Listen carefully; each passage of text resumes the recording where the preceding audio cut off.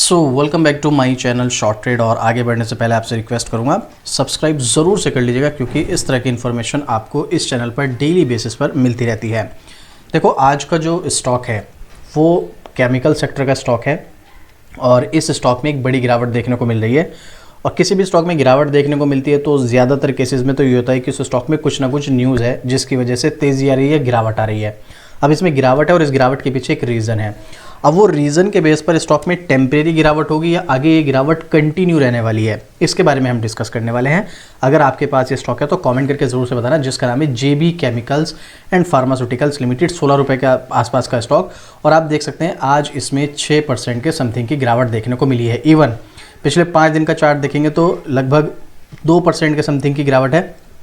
और ओवरऑल अगर हम हाई से कंपेयर करें तो 2-3 दिन में इसमें 8% के समथिंग की गिरावट हमें देखने को मिल चुकी है। अब ये स्टॉक भी डिस्काउंट पर ही अगर देखा जाए तो यहाँ पर पिछले 1 साल में स्टॉक ने 2% का नेगेटिव रिटर्न दिया। और अगर हम हाई से कंपेयर करें तो ये स्टॉक अभी 20% के समथिंग डिस्काउंट पर मिला है हाई से। वैसे अगर हम इसके टेक्निकल पर चलें तो हमें कुछ सपोर्ट नज़र आ रहे हैं जिसके ब्याह पर हम कह सकते हैं कि स्टॉक सपोर्ट ले सकता है। लेकिन अगर नेगेटिव न्यूज़ है और वो भी ज़्यादा बड़ी नेगेटिव न्यूज़ है तो देखो फिर सपोर्ट और असिस्टेंस काम नहीं करते हैं। ये बात हम बहुत अच्छी तरीके से जानते हैं। तो अगर आप सिर्फ न्यूज़ के बेस पर स्टॉक में एंट्री लेंगे तो आपके लिए प्रॉब्लम हो जाएगी, और अगर खाली आप न्यूज़ के बेस पर स्टॉक से एग्जिट करेंगे तो भी आपके लिए प्रॉब्लम हो सकती है। तो इस चीज़ को समझना ज़रूरी है, क्योंकि यहाँ पर आपके लिए अपॉर्चुनिटी बन सकती है। कैसे, वो मैं आपके साथ डिस्कस करूँगा। लेकिन आपको किसी भी स्टॉक में एंट्री लेनी है, एग्जिट करना है, तो एक बार अपने फाइनेंशियल एडवाइज़र से सलाह ज़रूर ले लेना, उसके बाद आप अपना डिसीजन लेना। ऐसा नहीं कि कोई भी कुछ भी कहे या आपने एक न्यूज़ आर्टिकल पढ़ा उसके बेस पर आपने स्टॉक में एंट्री एग्जिट कर लिया, ये गलती मत करना। थोड़ा सा आप इसके बारे में समझो, नहीं तो आप खुद से रिसर्च करो। अगर आपको नहीं समझ आ रहा है, कुछ नहीं, आपके पास फाइनेंशियल एडवाइज़र है, तो भी कोई इशू नहीं है। आपका जो भी डाउट है कमेंट करो, मैं हर कमेंट का रिप्लाई करता हूँ। जो भी हो सकेगा मुझसे मैं पूरी कोशिश करूँगा आपका जो भी डाउट है उसको क्लियर कर सकूँ, तो कमेंट कर सकते हैं। अब मैं इसके बारे में आपको न्यूज़ दिखाने जा रहा हूँ, उसके बाद हम डिस्कस करेंगे आगे से स्टॉक में क्या करना चाहिए। उससे पहले अगर अभी तक आपने अपना डीमेट अकाउंट ओपन नहीं किया तो इंडिया का टॉप ब्रोकर है भाई यहाँ पर अपस्टॉक्स, जो आपको फ्री डीमेट अकाउंट ओपन करने का मौका दे रहा है। और यहाँ पर आपको मिलता है टाटा ग्रुप का भरोसा। तो भाई किस बात का वेट कर रहे हो? लिंक आपको डिस्क्रिप्शन में मिल जाएगा, जाइएगा, लिंक पर क्लिक कीजिएगा और अपना डीमेट अकाउंट ओपन कीजिएगा। Link is in description. तो आप चाहे तो खुद भी सर्च कर सकते हैं। लेटेस्ट अपडेट है टॉप स्टोरीज में, 3 घंटे पहले का आर्टिकल है, 2 घंटे के, 4 घंटे के। यहाँ पर आप देखेंगे जेबी केमिकल्स की बात हो रही है, शेयरों में 7% ज़्यादा गिरावट, ब्लॉक डील के बाद हुई बिकवाली। ये न्यूज़ एक्चुअल में कल ही आ चुकी थी, लेकिन उसका इम्पैक्ट जो है मार्केट आज ओपन होने पे ही दिखना था। क्या था, चलिए जानते हैं यहाँ पर क्या है ये सारी न्यूज़, और इससे डिटेल में समझते हैं कि आखिर इस न्यूज़ का इम्पैक्ट कितने टाइम तक पड़ने वाला है। तो यहाँ पर क्या हुआ कि 7% के समथिंग गिरावट, ब्लॉक डील के बाद हुई बिकवाली। लेटेस्ट अपडेट है आज ही का, आप देख सकते हैं। जेबी केमिकल्स एंड फार्मास्यूटिकल के शेयरों में 7.5% तक की गिरावट देखी गई।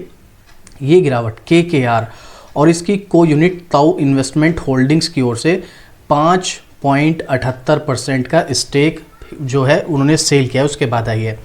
देखो एक बात समझो आप, यहाँ पर बहुत से लोग ना, जैसे कल मुझे एक मैसेज कमेंट आया था, उसमें एक मैंने कंपनी के बारे में डिस्कस किया था कि कंपनी में कुछ स्टॉक को सेल किया जा रहा है, और मैंने कहा था उस कंपनी में काफ़ी सारी चीज़ अच्छी है तो उम्मीद है ग्रो कर जाएगा। तो मुझसे पूछा गया था कि अगर ये कंपनी इतनी अच्छी है तो उसमें से कोई स्टेक क्यों सेल कर रहा है, जो कि बिल्कुल एक जेन्युइन क्वेश्चन है और सही बात है बिल्कुल।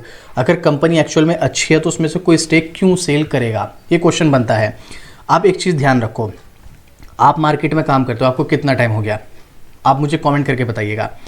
मैं आपसे पूछ रहा हूँ, ये स्टॉक ने 1 साल में 2% का नेगेटिव रिटर्न दिया, पिछले 5 साल में 532% का रिटर्न दिया।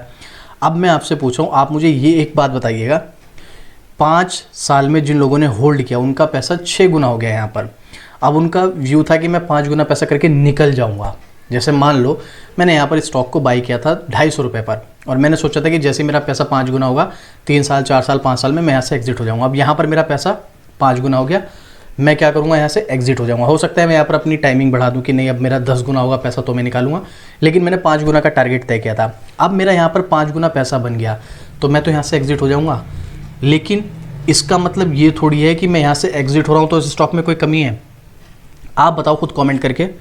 ये मेरा टारगेट था, मुझे मिल गया, मैं निकल गया। अब जो लोग यहाँ से टारगेट सेट करेंगे अपना, वो इस टाइम पे एंट्री लेंगे। मैंने यहाँ से सेट किया था तो मैंने इस टाइम पे एंट्री ली थी, तो मेरा एंट्री टाइम ये है, एग्जिट टाइम ये है। लेकिन किसी का एग्जिट टाइम ये होगा, सॉरी एंट्री टाइम ये होगा, उनका एग्जिट टाइम होगा 2500, 5000, 3000 जो भी उनका टारगेट होगा। तो स्टॉक में ये मैटर नहीं करता है कि कोई वहाँ से एग्जिट हो रहा है, सबकी अपनी अपनी अलग अलग स्ट्रेटेजीज होती हैं। यहाँ पर ये जो कंपनी है ये यहाँ से एग्जिट कर रही है, तो इसके पीछे इनका कोई स्पेसिफिक रीज़न होगा। ये नहीं कि कंपनी अब इससे ज़्यादा नहीं भागेगी, इससे ज़्यादा रिटर्न नहीं मिलेगा। मैं आपको डेफिनेटली कह सकता हूँ मार्केट में 99% से स्टॉक्स ऐसे हैं जिनमें से बहुत बड़े बड़े प्लेयर्स एग्जिट होते हैं और उसके बाद भी स्टॉक भागते हैं। रीज़न क्योंकि उन्होंने अपना एक टारगेट सेट किया था, वो टारगेट उनको मिल गया, वो एग्जिट हो गए, बात खत्म। ऐसे ही यहाँ पर ये जो है इन्वेस्टमेंट होल्डिंग फर्म, इसने भी यहाँ पर कुछ टारगेट सेट किया होगा, या फिर हो सकता है इसने अगर टारगेट सेट ना किया, उसको फंड की ज़रूरत हो तो इसलिए स्टॉक को बेच रहा है। कुछ भी रीज़न हो सकता है, लेकिन इसका मतलब ये नहीं कि अगर कोई यहाँ से एग्जिट हो रहा है तो कंपनी में कुछ कमी है, वो अलग चीज़ है।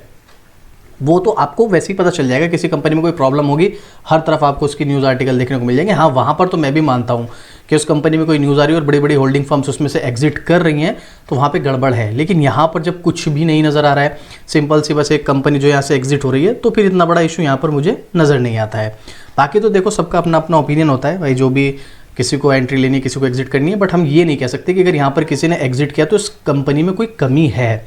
वो कुछ भी रीज़न हो सकता है। मैं जैसा कि आपको बताया 5 साल में 500% से ज़्यादा का रिटर्न इसने दिया ही है। डील क्या हुई है, 1625 रुपये प्रति शेयर की डील हुई है, 1695 से लगभग 4.5% के कम, 4.25 के। Book money lead manager Kotak securities, Jefferies, IIFL capital और एडवांस कैपिटल। बता दें कि JB केमिकल एक फार्मा सेक्टर कंपनी है। इसके पास प्रोडक्ट का एक विविध पोर्टफोलियो है। ये ड्रोमेटोलॉजी, हाइपरटेंशन और गैंग्स्ट्रोएंटेरोलॉजी का उपचार उपलब्ध कराती है, जबकि नेफ्रोलॉजी, वीरोलॉजी, डायबिटीज़ और निकोटिन रिप्लेसमेंट थेरेपी जैसे उभरते सेगमेंट में भी अपना विस्तार कर रही है। अब अगर आप मेडिकल लाइन से जुड़े हो तो शायद ये सब चीज़ें आपको पता होंगी, क्योंकि कुछ चीज़ें तो हमें भी पता है भाई, जैसे डायबिटीज़ वगैरह, निकोटीन, ये तो चीज़ें पता है। अब ड्रामेटोलॉजी, ये गैस्ट्रोएंटेरोलॉजी, इस चीज़ के बारे में मैं ज़्यादा नहीं जानता हूँ। अगर मैं इसकी डिटेलिंग करूँगा तो उसके बारे में पता करूँगा, तब आपको बता पाऊँगा। बट ये है कि यहाँ कंपनी देखो विस्तार में काम कर रही है। बाकी इसका रिजल्ट वगैरह कैसा रहा यहाँ पर डिस्कस किया है, वो हम यहाँ पर डिस्कस नहीं करने वाले हैं। तो ये एक्चुअल में रीज़न है जो स्टॉक में गिरावट है। एक इन्वेस्टमेंट फर्म है जिन्होंने यहाँ से स्टॉक में एग्जिट किया है, 5.78% की हिस्सेदारी बेची है। अब इन्होंने हिस्सेदारी बेची है तो देखो किसी न किसी ने खरीदी भी होगी, आप ये भी समझो।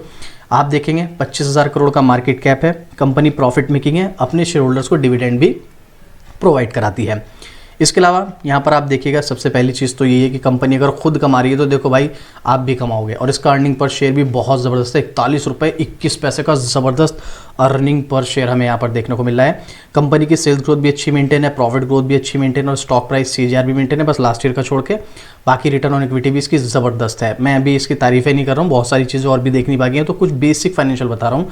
कंपनी ऑलमोस्ट डेट फ्री है, 25,000 करोड़ की कंपनी पर सिर्फ 93 करोड़ का डेट, रिजर्व्स 3200 करोड़ के, फिक्स एसेट 2000 करोड़ के समथिंग के, बैलेंस शीट बहुत ज़बरदस्त देखने को मिल रही है, और शेयर होल्डिंग पैटर्न 53.66%, थोड़ा सा स्टेक कम किया है लेकिन फिर भी 50% ज़्यादा है। FII 14.5% और DI 16%, 31% के आसपास सिर्फ FII DI है, बाकी का 15% पब्लिक के पास है।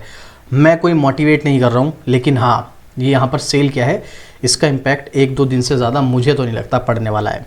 इसके पीछे क्या रीज़न और है, अगर आप टेक्निकल पर चलेंगे तो वहाँ पर इसका सपोर्ट और रेसिस्टेंस, मैं एक बार यहाँ पर आपको पहले मनी कंट्रोल की वेबसाइट पर एक्सपर्ट्स का ओपिनियन दिखाता हूँ। 13 एनालिस्ट हैं, देख लो यहाँ पर, ये मनी कंट्रोल की वेबसाइट है, आप चाहे तो खुद भी देख सकते हैं मनी कंट्रोल की वेबसाइट पर जाकर। 77% बाय, 15% आउटर परफॉर्मर, 8% होल्ड, एक भी अंडर परफॉर्मर नहीं और एक भी सेल के लिए रिकमेंड नहीं है। अगले 1 साल के हिसाब से यहाँ पर टारगेट दिया जाता है, तो अगले 1 साल में स्टॉक में तेज़ी आने के बहुत ज़्यादा चांसेस हैं। सारे एक्सपर्ट्स बाय रिकमेंड कर रहे हैं, ये मेरा डेटा नहीं है, ठीक है। अभी मैं आपको टेक्निकल भी दिखाऊंगा, और पब्लिक के ओपिनियन पर अगर आप आओगे तो वहाँ पर भी 100% बाइंग है। क्यों है, चलो टेक्निकल देख लो, यहाँ से क्लियर हो जाएगा। ये रहा इसका टेक्निकल चार्ट।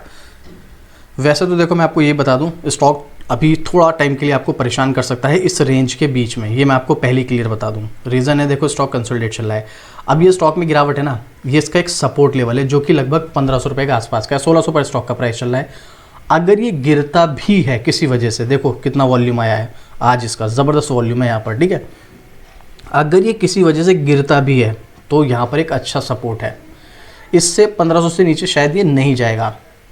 तो अगर आप ऐसे में इस स्टॉक में एंट्री कर चुके हैं तो देखो आप 1500 के लेवल पर इसको एवरेज करने की कोशिश करना, अगर ये आता है तो, क्योंकि मुझे नहीं लगता कि इसमें 1-2 दिन से ज़्यादा की कोई गिरावट हमें देखने को मिल सकती है। कोई इतनी बड़ी न्यूज़ नहीं है ये कि भाई 5% किसी ने स्टेक सेल किया तो अब ये गिरता ही गिरता जाएगा। थोड़ा सा हाँ टेम्परेरी तो देखो फ़र्क पड़ता ही है, बट लॉन्ग टर्म में इसका कोई ख़ास इतना इम्पैक्ट नहीं पड़ने वाला है। तो ऐसे में यहाँ पर आप इसको चाहें तो एवरेज कर सकते हैं, या फिर आप इसको अगर अभी तक आपने एंट्री नहीं ली है तो आप यहाँ पर आने का वेट करो, आप तब एंट्री ले लेना। अदरवाइज़ आप अभी भी ले सकते हो, थोड़ा सा नीचे आएगा तो एवरेज कर लेना, वो आपके ऊपर डिपेंड करता है। लेकिन ये स्टॉक अभी इस रेंज में चलेगा 1500 से लेके 1800 की, 300 रुपये की रेंज। इसमें 1-1.5 महीना 2 महीने में साइकिल चलती रहेगी, तो आप यहाँ पर चाहें तो प्रॉफिट बना सकते हैं, वो आपके ऊपर है। देखो इसके लिए थोड़ी सी टेक्निकल आना ज़रूरी है, मैं सिर्फ ऐसे ही बता रहा हूँ, तो इसका मतलब ये नहीं कि इतना आसान है, थोड़ा सा टेक्निकल का होना ज़रूरी है। फिर भी मुझे जो लगता है इसमें मैंने अपना ओपिनियन शेयर किया, आपको क्या लगता है आप अपना ओपिनियन शेयर करो। और हाँ, फाइनेंशियल एडवाइजर से सलाह लिए बिना कुछ मत करना। नहीं समझ आ रहा है कुछ तो कमेंट करना, मैं डेफिनेटली आपको रिप्लाई करूँगा। इस स्टॉक के बारे में कोई क्वेश्चन, कोई ओपिनियन शेयर करना चाहते हैं, कमेंट करके ज़रूर से बताइएगा, मैं आपके हर कमेंट का रिप्लाई करता हूँ। और इस तरह की डेली अपडेट आपको शॉर्ट ट्रेड पर मिलती है, तो भाई शॉर्ट ट्रेड को भी सब्सक्राइब ज़रूर से कर लीजिएगा। तो चलिए मिलते हैं फिर से इसी तरह की एक और ज़बरदस्त जानकारी के साथ। जय हिंद।